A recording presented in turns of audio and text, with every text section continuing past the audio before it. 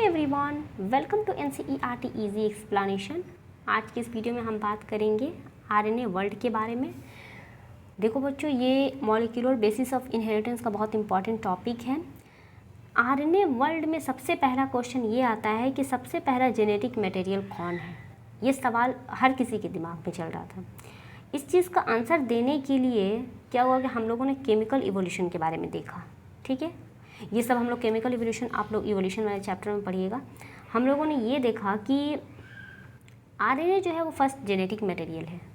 तो सवाल उठता है कैसे, तो उसका आंसर ये है कि there is now enough evidence. हमारे पास बहुत सारे सबूत हैं जो ये सजेस्ट करते हैं कि जो लाइफ का जो प्रोसेस है, जैसे कि मेटाबॉलिज्म, ट्रांसलेशन, स्प्लाइसिंग, जितनी भी चीज़ें हैं वो सब के सब इवॉल्व होता है अराउंड आरएनए के पास।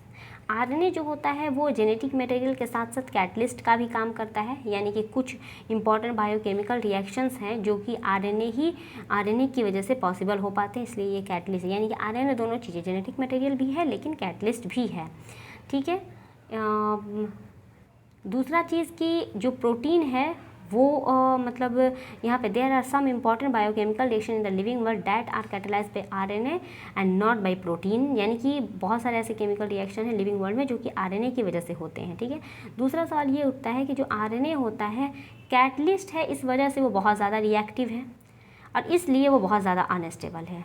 और चूँकि वो बहुत ज़्यादा अनस्टेबल है तो फिर जेनेटिक मटेरियल ज़्यादा टाइम तक नहीं रह पाया। देखो बच्चों, जेनेटिक मटेरियल वही चीज़ बन सकता था जिसके अंदर स्टेबिलिटी हो, वेरिएशन कम हो, तो उसी को जेनेटिक मटेरियल के तौर पे नेचर ने एक्सेप्ट किया। और आरएनए के अंदर ये चीज़ नहीं थी।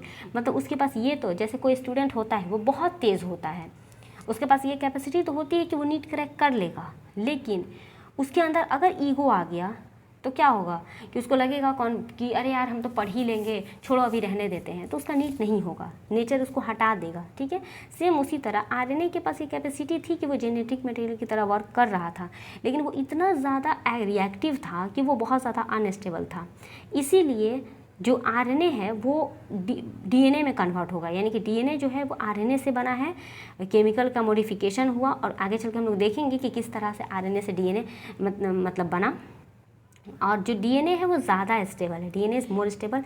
और जो डीएनए होता है वो डबल स्टैंडर्ड होता है, कॉम्प्लीमेंट्री उसके अंदर मतलब स्ट्रैंड पाए जाते हैं और इस तरह से इवॉल्व होता है, एक प्रोसेस को रिपेयर करता है। यानी कि आरएनए वर्ल्ड में जो भी क्वेश्चंस हमारे पास आए थे सबका आंसर यही है।